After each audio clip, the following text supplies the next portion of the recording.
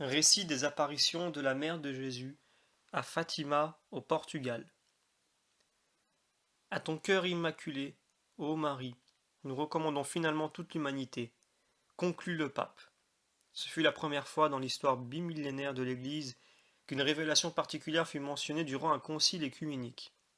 Par un autre geste significatif, également unique dans l'histoire de l'Église, le pape présenta la voyante Lucia à la foule immense qui était rassemblée sur l'esplanade de la Cova da Ria, quand Paul VI visita ce sanctuaire à l'occasion du cinquantenaire des apparitions le 13 mai 1967. Jean-Paul II a peut-être dépassé tous ses prédécesseurs dans la compréhension et la mise en pratique du message de Fatima en annonçant en 1982 sa visite au sanctuaire. Il a déclaré expressément: de fait, ce n'est pas seulement pour exprimer ma gratitude à Notre-Dame que je me suis rendu au pèlerinage à Fatima. Je vais aussi dans ce lieu béni pour écouter de nouveau au nom de l'Église entière le message qui a résonné il y a 65 ans sur les lèvres de notre mère commune. Uni à tous les pasteurs de l'Église, le jour de sa première visite à Fatima, le 13 mai 1982, il consacra le monde entier au cœur immaculé de Marie, en rajoutant ces paroles significatives.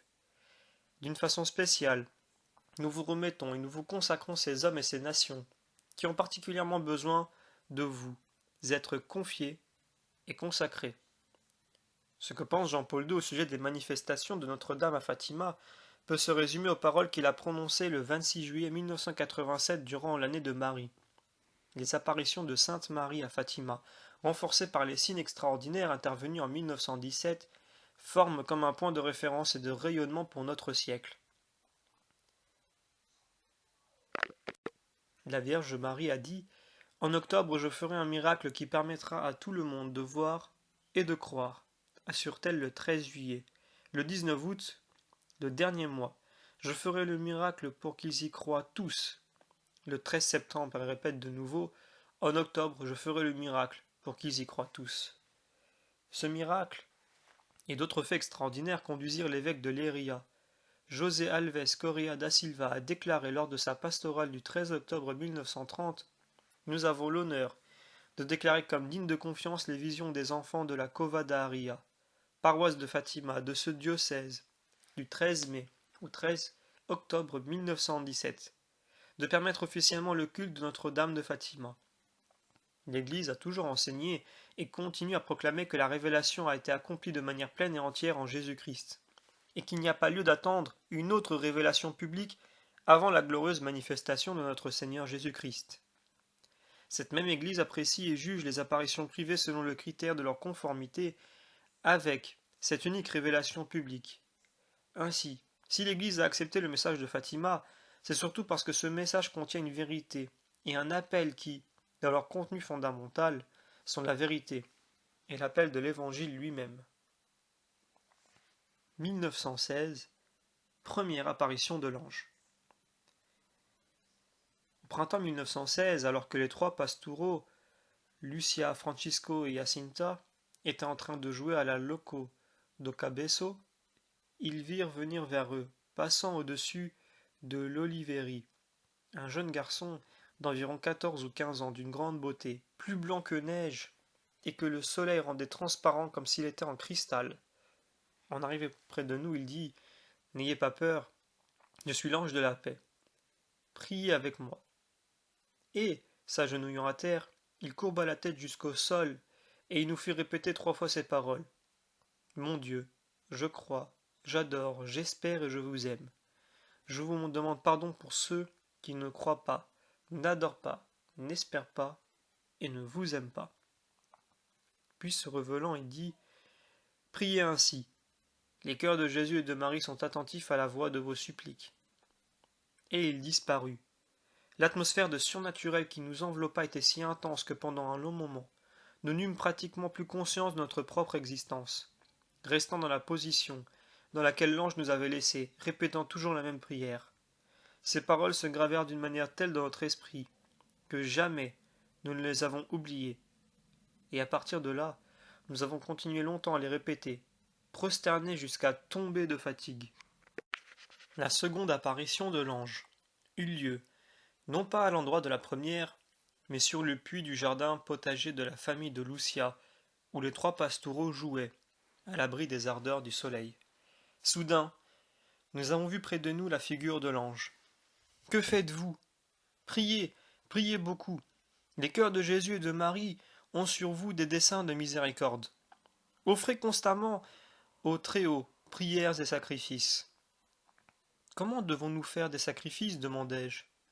De toutes les manières que vous pourrez. Offrez un sacrifice en guise de réparation pour les péchés pour lesquels il est offensé, et de supplique pour la conversion des pécheurs. Attirez ainsi la paix sur votre patrie. Je suis son ange gardien, l'ange du Portugal. Surtout, acceptez et supportez avec soumission la souffrance que le Seigneur vous envoie. Ces paroles de l'ange se gravèrent dans notre esprit, comme une lumière, qui nous faisait comprendre qui était Dieu, comment il nous aimait et désirait être aimé, la valeur du sacrifice, et comment il lui était agréable, comment par ce biais il convertissait les pécheurs. De fait, à partir de ce moment, nous commençâmes à offrir au Seigneur tout ce qui nous mortifiait. Troisième apparition de l'ange. 3 mois après, l'envoyé céleste descendit de nouveau avec le message le plus sublime, à Loca do Cabeço, le lieu de la première apparition. Je pense que la troisième apparition a dû avoir lieu en octobre ou à la fin du mois de septembre. Dès que nous sommes arrivés, là, à genoux, face contre terre, nous avons commencé à répéter la prière de l'ange. Mon Dieu, je crois, j'adore, j'espère et je vous aime, etc. J'ignore combien de fois nous avions répété cette prière, lorsque nous avons vu briller sur nous une lumière inconnue. Nous nous sommes redressés pour voir ce qui se passait et nous avons vu l'ange tenant de la main gauche un calice dans lequel tombaient quelques gouttes de sang, depuis l'hostie suspendue au-dessus. Il s'agenouilla près de nous et nous fit répéter 3 fois. Très sainte Trinité, Père, Fils et Saint-Esprit, je vous adore profondément et je vous offre les trop précieux corps, sang, âme et divinité de Jésus-Christ présent dans tous les tabernacles de la terre, en réparation des outrages, sacrilèges et indifférences dont lui-même est offensé, et par les mérites infinis de son très saint cœur et du cœur immaculé de Marie, je vous demande la conversion des pauvres pécheurs. Puis, se levant, il prit de nouveau dans sa main le calice et il me donna l'hostie. Ce que contenait le calice, il le donna à boire à Jacinta et à Francisco tout en disant « Prenez et buvez le corps et le sang de Jésus-Christ horriblement outragé par les hommes ingrats. Réparez leurs crimes et consolez votre Dieu. » De nouveau, il se prosterna à terre et il répéta avec nous la prière, 3 fois de plus, Très Sainte Trinité, etc. Et il disparut. Portés par la force du surnaturel qui nous enveloppait, nous imitâmes l'ange totalement, c'est-à-dire en nous prosternant comme lui et en répétant les prières qu'il disait. La force de la présence de Dieu était si intense qu'elle nous absorbait et nous annihilait, presque complètement. Elle sembla même nous priver de l'usage de nos sens pendant un long moment. Le message de l'ange. Serait-ce le même ange qui, lors de la première apparition, se présente comme l'ange de la paix, lors de la deuxième comme l'ange du Portugal, et qui, à l'occasion de la troisième, se manifeste comme étant l'ange de la réparation eucharistique? Lucia répond textuellement « Il me semble que c'est toujours le même », et elle ne déclare ne pas avoir noté de différence à son sujet entre la première et la seconde apparition. De ce fait, le révérend Sébastio Martins dos Reus conclut « L'ange de toutes ces apparitions est certainement le même puisque les voyants eurent la sensation et la conviction qu'il était identique. En effet, il se réfère invariablement non pas à un ange ou à un autre, mais au même ange, qui est toujours celui du Portugal. » Les apparitions de l'ange de Fatima viennent nous rappeler quelques vérités de notre foi. La première est l'existence des anges. Du Concile œcuménique de Nicée en 325 jusqu'au Concile Vatican II en 1965, l'Église a toujours proposé ou supposé l'existence des anges comme une vérité de la foi. Voici les mots qui ont été prononcés au 4e Concile de Latran et qui ont été répétés lors du premier Concile du Vatican. Depuis le début des temps, Dieu a créé simultanément les deux créatures à partir de rien, la spirituelle et la corporelle, c'est-à-dire l'angélique et la terrestre. Le récent Concile Vatican II se réfère à eux 4 fois. Les anges des nations, si comme nous l'enseigne l'Église en citant la parole de Jésus, en Matthieu chapitre 18 verset 10, chaque personne a son ange gardien, Les nations jouissent également du même privilège, ce qu'on peut lire dans Daniel, chapitre 10, notamment. Daniel affirme expressivement que Saint Michel est l'ange du peuple élu, et que la Perse et la Grèce sont aussi leur ange. Nous savons que l'ange qui est apparu à Fatima est celui à qui est confié le Portugal, comme il le déclare lui-même. Attirez ainsi la paix sur votre patrie. Je suis son ange gardien, l'ange du Portugal. Le Portugal, la seule nation du monde qui, depuis le XVIe siècle, célébrait la fête liturgique de son ange gardien, a vu récompenser cette dévotion par l'apparition de cet être céleste qui veille sur son bien. L'ange recommande la prière, la réparation et le sacrifice pour attirer la paix vers la nation qui lui est confiée. La première impression que nous recevons au contact du monde angélique de la Bible est le respect, la soumission et la vénération des anges devant la majesté infinie de Dieu. Tous les anges, lisons-nous dans le livre de l'Apocalypse au chapitre 7, se prosternèrent devant le trône et ils adorèrent Dieu. À Fatima, cette attitude révérencieuse apparaît également lors de la première apparition. L'ange s'est agenouillé à terre en courbant la tête jusqu'au sol et en faisant répéter 3 fois aux pastoureaux les actes de foi, d'espérance et de charité. Lors de la 3e visite, il s'est agenouillé de nouveau et, avec le visage contre terre, il a prononcé un acte de réparation hautement théologique dirigé vers la Sainte Trinité. Très Sainte Trinité, Père, Fils et Saint-Esprit, je vous adore profondément, etc. Les mots, les termes utilisés par l'ange sont en parfaite conformité avec la Bible. Le texte sacré désigne Dieu, 75 fois par le mot très haut, 69 fois dans l'Ancien Testament et 6 dans le Nouveau. Rappelons-nous seulement quelques passages de l'Évangile. L'archange Saint Gabriel dit à Marie, « Il sera grand et sera appelé le Fils du Très-Haut. La vertu du Très-Haut te couvrira de son ombre. » Luc chapitre 20. Se référant à son fils, le futur précurseur, Saint Jean-Baptiste dit à son père, le vieux Zacharie, « Et toi, petit, tu seras appelé le prophète du Très-Haut. » Et l'ange mauvais de Guéressa, poussant des cris et d'une voix forte, il tomba aux pieds de Jésus et s'exclamant, « Qu'y a-t-il entre toi et moi, Jésus, fils du Très-Haut » Luc chapitre 6.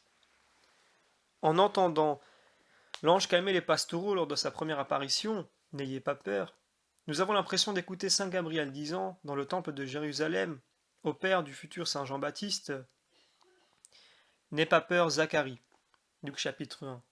Ou en s'adressant à Notre-Dame dans l'humble maison de Nazareth, « N'aie pas peur, Marie » Luc chapitre 1. Celui-là ou un autre messager céleste calma les bergers de Bethléem, le jour de Noël avec cette recommandation, « N'ayez pas peur » en Luc chapitre 2. Les 2 premières prières enseignées par le messager céleste, nous les trouvons tellement belles et parfaites qu'elles nous paraissent ne pas pouvoir avoir une origine céleste, terrestre. Nous les commenterons donc. Les demandes de l'ange, prière, sacrifice et Eucharistie. Lors de sa première visite, il demande des prières et il enseigne une belle supplique, simple dans sa forme et très riche de contenu. Tout théologien, en ayant pris connaissance, ne pourra que l'admirer, à travers la simplicité de l'expression de la doctrine, parfaitement compréhensible pour n'importe quel enfant, on retrouve les actes des plus hautes vertus chrétiennes, des vertus théologales, les plus importantes et de la reine des vertus morales, la religion, jusqu'à la prière pour ceux qui ne croient pas, en passant par l'exercice de la réparation. L'ange garantit, les cœurs de Jésus et Marie sont attentifs à la voix de vos suppliques. Une telle recommandation fait écho aux promesses du Seigneur tant de fois répétées dans l'Évangile, lorsqu'il s'engage à rester toujours à l'écoute de nos prières. Demandez, et vous recevrez.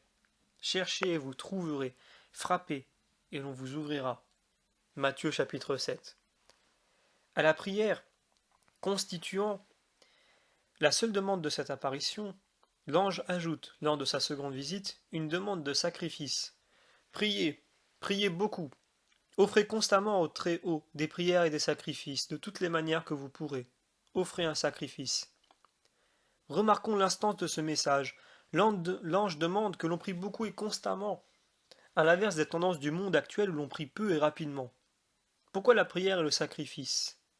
En guise de réparation pour les péchés pour lesquels il est offensé, et de la supplique, pour la conversion des pécheurs. Si la guerre est, comme nous l'enseigne tant de fois la Bible, le châtiment mérité pour nos péchés. Eh bien, la prière et la pénitence sont le meilleur moyen d'apaiser Dieu et d'obtenir la paix. Attirez ainsi sur vous, votre patrie, la paix, recommande l'ange. Durant la troisième visite, l'ange apporte aux trois enfants le corps et le sang de Jésus-Christ horriblement outragé par les hommes ingrats, et il leur enseigne un très bel acte de réparation qui sera commenté dans le chapitre consacré à l'Eucharistie et qu'il répète avec eux 6 fois, 3 fois avant et 3 fois après la Sainte Communion. Le cycle marial. 1917. Première apparition. Au terme de la soigneuse préparation réalisée par l'ange, les voyants restèrent sensibilisés aux confidences de la Mère de Dieu. Le dimanche 13 mai 1917, vers midi, les trois petits pastoureaux, Lucia, 10 ans, et ses cousins, Francisco, 9 ans, et Jacinta, 7 ans, virent au-dessus d'un chêne vert une dame vêtue entièrement de blanc, plus brillante que le soleil, resplendissant d'une manière plus claire et plus intense que celle d'un verre de cristal rempli d'une eau cristalline traversée par les rayons du soleil le plus ardent. Nous nous sommes arrêtés, surpris par l'apparition. Nous étions si près que nous nous sommes retrouvés à l'intérieur de la lumière qui l'entourait ou dont elle resplendissait à environ 1,5 mètre de distance. Notre-Dame nous a alors dit « N'ayez pas peur, je ne vous veux aucun mal. »« D'où êtes-vous » lui demandai-je. « Je suis du ciel. »« Et que voulez-vous de moi ?»« Je suis venu pour vous demander que vous veniez ici les 6 prochains mois, le 13 de chaque mois, à cette même heure. Par la suite, je dirai qui je suis et ce que je veux. Ensuite, je reviendrai encore ici une 7e fois. Et moi, est-ce que j'irai également au ciel? Oui, tu iras.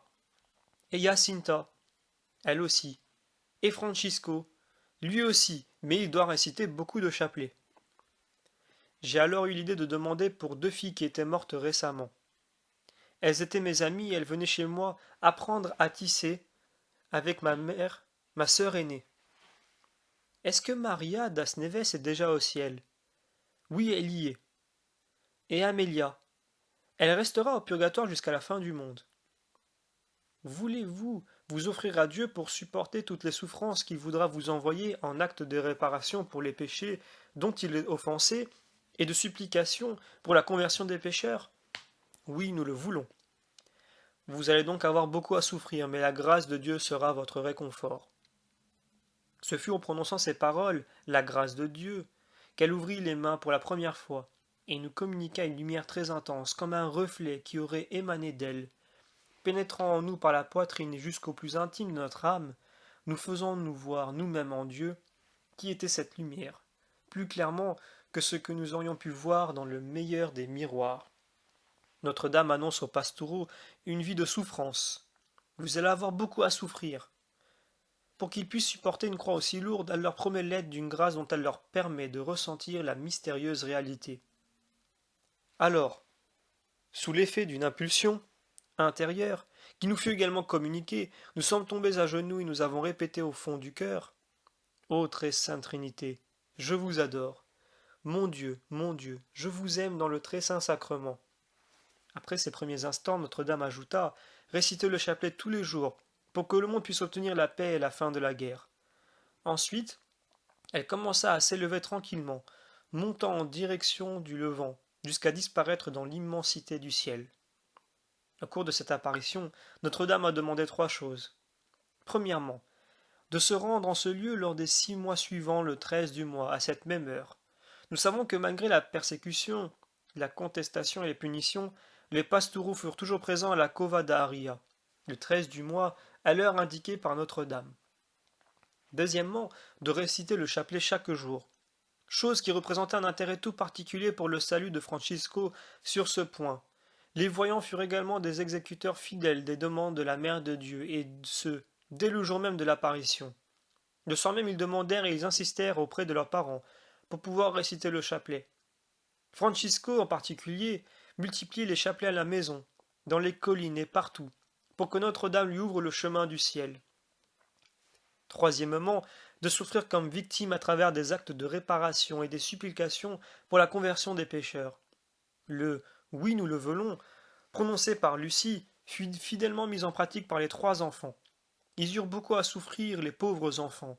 Ils furent moqués, ridiculisés, punis, persécutés, emprisonnés dans la maison d'arrêt pendant 3 jours, et il y eut ensuite la maladie de Francisco pendant près de 6 mois, et celle de Yancita pendant 1 an et demi.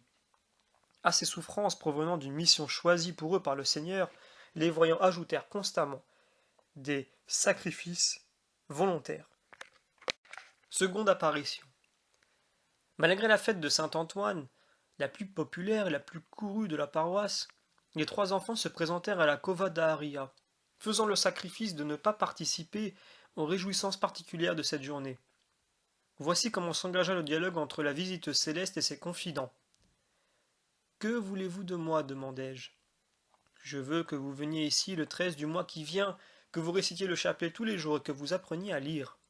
Ensuite, je vous dirai ce que je veux. J'ai demandé la guérison d'un malade. S'il se convertit, il guérira durant l'année. Je voudrais vous demander de nous emmener au ciel. Oui, Jacinta et Francisco, je vais les emmener bientôt. Mais toi tu restes ici encore quelque temps. Jésus veut se servir de toi pour me faire connaître et aimer. Il veut établir dans le monde la dévotion à mon cœur immaculé, à ceux qui s'y adonneront. Je promets le salut et ces âmes seront chéries par Dieu, comme des fleurs posées par moi pour orner son trône. Je vais rester seul ici demandai-je tristement. Non, ma fille. Cela te fait beaucoup souffrir? Ne te décourage pas. Je ne t'abandonnerai jamais. Mon cœur immaculé sera ton refuge et le chemin qui te conduira jusqu'à Dieu. Ce fut au moment où elle dit ces dernières paroles qu'elle ouvrit les mains et nous communiqua pour la seconde fois le reflet de cette lumière immense. Et elle, en elle, nous nous sommes vus comme engloutis en Dieu. Jacinta et Francisco paraissaient être dans la partie de cette lumière qui s'élevait vers le ciel et moi dans celle qui se répandait sur la terre. Devant la paume de la main droite de Notre-Dame, il y avait un cœur qui semblait percé par les épines qui l'entouraient. Nous comprîmes qu'il s'agissait du cœur immaculé de Marie, outragé par les péchés de l'humanité et qui demandait réparation. Dans cette apparition commence à se manifester la grande révélation de Fatima, le cœur de Marie entouré d'épines, symbole de l'ingratitude des hommes et des offenses pour lesquelles il est outragé. Pour tout cela, il vient demander réparation. Francisco, très impressionné par ce qu'il avait vu, demanda à ses compagnes. Pourquoi Notre-Dame avait-elle dans la main un cœur répandant sur le monde cette lumière si intense, semblable à Dieu? Tu étais avec Notre-Dame dans la lumière qui descendait vers la terre, alors que Jacinta et moi, nous étions dans celle qui montait vers le ciel. Ce que, lui répondis-je, toi et Jacinta allez rejoindre bientôt le ciel, tandis que moi, je vais rester avec le cœur immaculé de Marie un peu plus longtemps sur terre. Et elle ne se trompait pas. Dans le faisceau de lumière qui montait vers le haut se trouvaient les deux pastoraux, les plus jeunes, qui, peu de temps après, allaient partir vers le ciel. Dans la lumière qui se répandait sur le monde, il y avait Lucie, dont la mission était de rester sur terre afin de contribuer à la propagation du culte du cœur immaculé de Marie. Comme pour cette mission, l'écriture lui serait nécessaire, Notre-Dame lui a demandé d'apprendre à lire. Troisième apparition. La plus importante des apparitions de la Cova d'Aria, l'apparition clé, le fondement de tout le message de Fatima, est la troisième apparition, celle du 13 juillet. Écoutons une fois de plus la description de Lucia. Que voulez-vous de moi demandai-je. Je veux que vous veniez ici le 13 du mois prochain, que vous continuiez à dire le chapelet tous les jours, en l'honneur de Notre-Dame du Rosaire, pour obtenir la paix du monde et la fin de la guerre, parce qu'elle seule peut vous secourir. Je voudrais vous demander de nous dire qui vous êtes, et de faire un miracle pour que tous croient que vous nous apparaissiez. Continuez à venir ici tous les mois. En octobre, je dirai qui je suis, ce que je veux, et je ferai un miracle pour tous, pour que tous puissent voir, afin de croire. Là, elle formula quelques demandes, dont je ne me rappelle plus très bien. Ce dont je me souviens, c'est que Notre-Dame a dit qu'il fallait réciter le chapelet pour obtenir les grâces durant l'année, et elle continua. Sacrifiez-vous pour les pécheurs, et dites plusieurs fois, spécialement lorsque vous ferez un sacrifice. Sacrifiez-vous pour les pécheurs, et dites plusieurs fois, spécialement lorsque vous ferez un sacrifice. Ô Jésus, C'est par amour pour vous, pour la conversion des pécheurs et en réparation pour les péchés commis contre le cœur immaculé de Marie. En disant ces paroles, elle ouvrit de nouveau les mains, comme lors des 2 mois passés. Le reflet parut pénétrer la terre, et nous vîmes quelque chose comme une mer de feu. Plongés dans ce feu, les démons et les âmes ressemblaient à des braises transparentes, noires ou bronzées, ayant forme humaine, qui flottaient dans le brasier, portées par les flammes qui sortaient d'elles, avec des nuages de fumée tombant de tous côtés, ressemblant à la chute des étincelles dans les grands incendies, sans poids ni équilibre. Au milieu de cris et de gémissements de douleur et de désespoir qui horrifiaient et faisaient trembler d'effroi, les démons se distinguaient par des formes horribles et sordides d'animaux effrayants et inconnus, mais transparents comme des braises de charbon noir.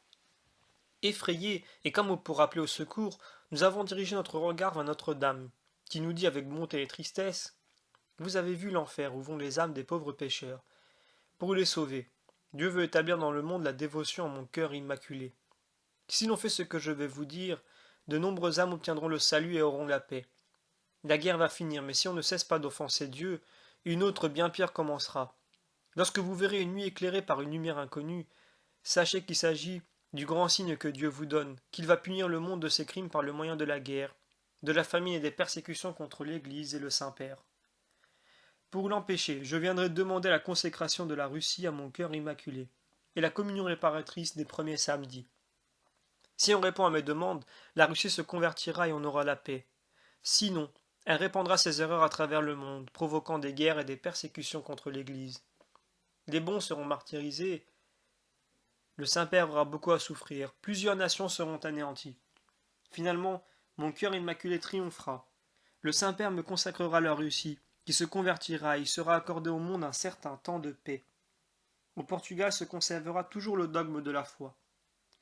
Cela, ne le dites à personne. À Francisco, oui, vous pouvez le dire. Quand vous récitez le chapelet, dites après chaque dizaine: Ô mon Jésus, pardonnez-nous, délivre-nous du feu de l'enfer, attirez toutes les âmes vers le ciel, principalement celles qui ont le plus besoin. Après un instant de silence, j'ai demandé: Vous ne me demandez rien d'autre? Non, aujourd'hui je ne te demande rien d'autre. Et comme d'habitude, elle commença à s'élever en direction du levant, jusqu'à disparaître dans l'immensité du firmament.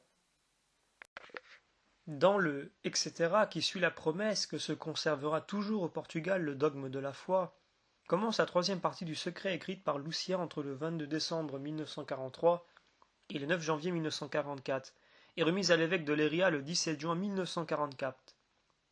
L'enveloppe contenant le secret fut envoyée à Rome en 1957. Le Saint-Père Jean XXIII le lut et le communiqua à tous les chefs du Saint-Office et du secrétariat d'État, et également à quelques autres personnes. Les papes Paul VI et Jean-Paul II le lurent aussi, mais jusqu'à maintenant personne ne jugea prudent de le révéler. Les 2 autres parties du secret sont connues depuis 1941. Première partie, les châtiments de Dieu pour nos péchés. Dans ce monde, une guerre horrible précédée par une nuit illuminée, par une lumière inconnue, la famine, la persécution religieuse, des erreurs répandues dans le monde par la Russie, plusieurs nations anéanties. Et dans l'autre vie, les supplices de l'enfer, dont les pastoureaux ont eu une vision terrifiante. Seconde partie, les moyens pour éviter ces châtiments. La dévotion au cœur immaculé de Marie, avec la pratique réparatrice des premiers samedis et la consécration de la Russie à ce même cœur immaculé. À ce sujet, Lucia écrivit le 19 mars 1939 de la pratique de la dévotion des premiers samedis, unie à la consécration du cœur immaculé de Marie, dépend la guerre ou la paix dans le monde. Au cours de cette visite, Notre-Dame enseigne également aux voyants et par leur intermédiaire à nous tous une prière en forme d'oblation, devant être répétée souvent, spécialement à chaque fois que l'on fait un sacrifice. Ô Jésus, c'est par amour pour vous. Fermez les guillemets. Ce qui n'aura pas pour objet la gloire du Seigneur sera perdu pour le ciel, comme nous le rappelle l'Évangile. Gardez-vous de pratiquer votre justice devant les hommes pour vous faire remarquer d'eux. Sinon, vous n'aurez pas de récompense auprès de votre Père qui est dans les cieux. Dans cette optique, Notre-Dame nous demande de faire tout pour Jésus. Suite, pour la conversion des pécheurs. Fermez les guillemets. Nous avons été sauvés par le sacrifice de la croix, rédemption objective. Notre coopération passant surtout par notre propre sacrifice, permettra d'obtenir pour les âmes, la nôtre et celle de notre prochain, les fruits du calvaire, rédemption subjective. Suite, et en réparation pour les péchés commis contre le cœur immaculé de Marie, fermez les guillemets. Action de réparation envers le cœur immaculé de Marie, nouveau noyau central du message de Fatima. À ces trois intentions, les pastoureaux en ajoutèrent une quatrième qu'ils exprimèrent par ces mots, et par le Saint-Père. Comme nous le verrons par la suite, le message de Fatima insiste particulièrement sur l'union et la dévotion au vicaire du Christ, successeur de Saint-Pierre, et fondement permanent et visible de l'unité. Quatrième apparition. L'apparition n'eut pas lieu le 13 août à la Cova d'Aria, car l'administrateur du conseil arrêta les pastoureaux et les emmena, sous prétexte de pieux mensonges, à Villanova de Urem, dans le but de les obliger à révéler le secret. Il les maintint prisonniers pendant 3 jours, soit chez lui, soit dans la maison d'arrêt municipale. Il leur offrit les présents les plus précieux, en échange de la révélation du secret. Les petits voyants répondirent « Même si vous nous donniez le monde entier, nous ne le révélerions pas. » Il les enferma dans la maison d'arrêt. Les prisonniers leur conseillèrent « Mais révélez donc ce secret à l'administrateur, si la dame n'est pas d'accord. Qu'est-ce que ça peut vous faire ?»« Ah ça, non !» répondit vivement Jacinta. « Plutôt mourir !» Et les 3 enfants prièrent le chapelet avec ces malheureux, devant une médaille de Jacinta pendue au mur. L'administrateur menaça les 3 enfants en leur disant qu'il allait préparer un chaudron d'huile, dans lequel ils seront brûlés, s'ils ne faisaient pas ce qu'il leur demandait. Bien que prenant ces menaces au sérieux, les enfants demeurèrent fermes et ne révélèrent rien. Le 15, jour de la fête de l'Assomption de Notre-Dame, on les reconduisit finalement à Fatima. Le dimanche 19, alors que nous étions en train de marcher avec les brebis en compagnie de Francisco et de son frère Joao, dans un lieu appelé Valinhos, nous avons senti que quelque chose de surnaturel s'approchait et nous enveloppait. Pensant que Notre-Dame allait peut-être nous apparaître en ayant de la peine à l'idée que Jacinta ne puisse pas la voir, nous avons demandé à son frère Joao d'aller la chercher. Comme il ne voulait pas y aller, je lui ai proposé en échange 2 pièces de monnaie. Du coup, il est parti appeler Jacinta en courant. En compagnie de Francisco, j'ai alors vu le reflet de la lumière semblable à un éclair, puis, un instant plus tard, alors que Jacinta nous avait rejoints, nous avons vu Notre-Dame au-dessus d'un chêne vert. Que voulez-vous de moi? Je veux que vous continuiez à aller à la Cova d'Aria le 13 du mois, que vous continuiez à réciter le chapelet tous les jours. Le dernier mois, je ferai le miracle pour que tous croient. Que voulez-vous que l'on fasse de l'argent que les gens laissent à la Cova d'Aria? Faites 2 brancards de procession. Le premier, tu le porteras avec Jacinta et 2 autres petites filles vêtues de blanc. L'autre sera porté par Francisco, plus 3 autres garçons. L'argent des brancards sera pour la fête de Notre-Dame du Rosaire, et ce qui restera aidera à construire une chapelle que l'on fera faire. J'aimerais vous demander la guérison de quelques malades. Oui, quelques-uns guériront durant l'année. Et, prenant un air plus triste, priez, priez beaucoup et faites des sacrifices pour les pécheurs, car de nombreuses âmes vont en enfer du fait que personne ne prie et ne sacrifie pour elles. Et comme d'habitude, elle commença à s'élever, en direction du levant. 5e apparition. Comme l'heure approchait, j'y suis allé avec Jacinta et Francisco. À travers la foule, qui nous laissait difficilement passer. Les chemins étaient noirs de monde. Ils voulaient tous nous voir et nous parler. Des gens avaient mis de côté leur amour-propre. De nombreuses personnes, y compris des dames et des messieurs distingués, réussissaient à se frayer un chemin dans la foule qui s'agglutinait autour de nous. Ils venaient se prosterner à genoux devant nous, et nous demandant de présenter leur requête à Notre-Dame. D'autres, qui ne parvenaient pas à arriver jusqu'à nous, imploraient de loin, par l'amour de Dieu, demandaient à Notre-Dame qu'elle guérisse mon fils qui est handicapé, qu'elle guérisse le mien qui est aveugle, le mien qui est sourd, qu'elle me ramène mon mari, mon fils qui est à la guerre, qu'elle convertisse pour moi un pécheur, qu'elle me donne la santé, à moi qui suis tuberculeuse, etc.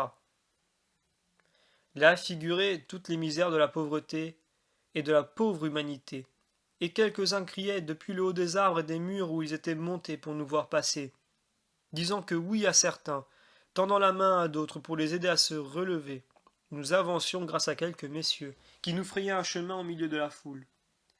Nous sommes arrivés à la Cova d'Aria, près du chêne vert, et nous avons commencé à réciter le chapelet avec la foule. Peu après, nous avons vu le reflet de la lumière, puis Notre-Dame au-dessus du chêne vert. Continuez à réciter le chapelet pour obtenir la fin de la guerre.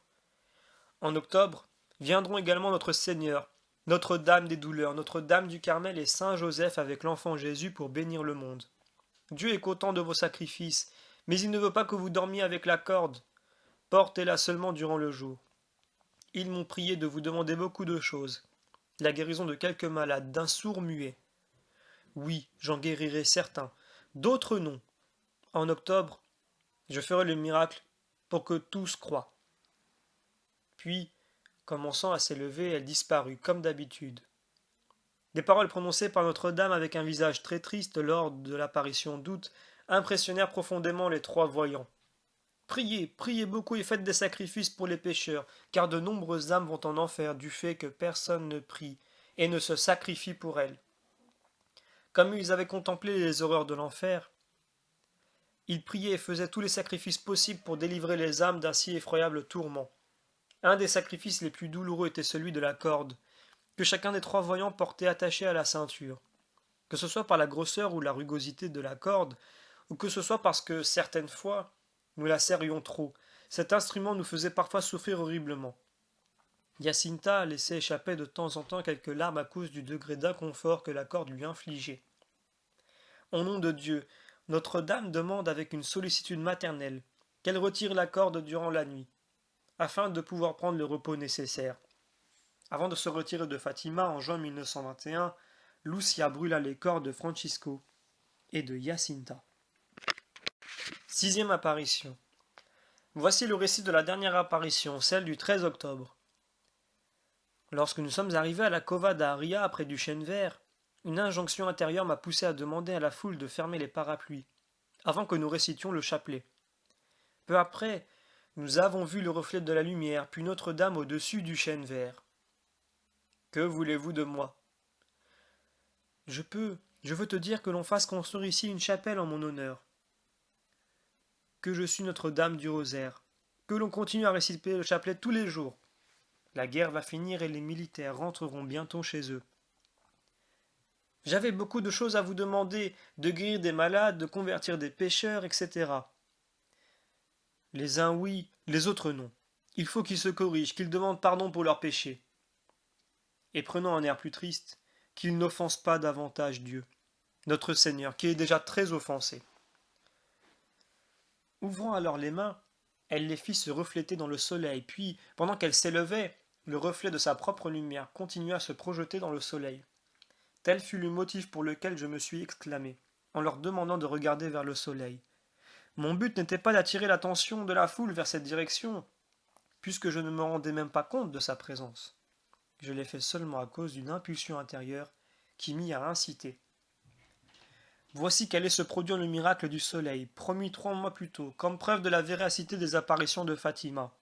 La pluie cessa, et le soleil tourna 3 fois sur lui-même, lançant de tous côtés des faisceaux de lumière de diverses couleurs, jaune, lilas, orangé et rouge.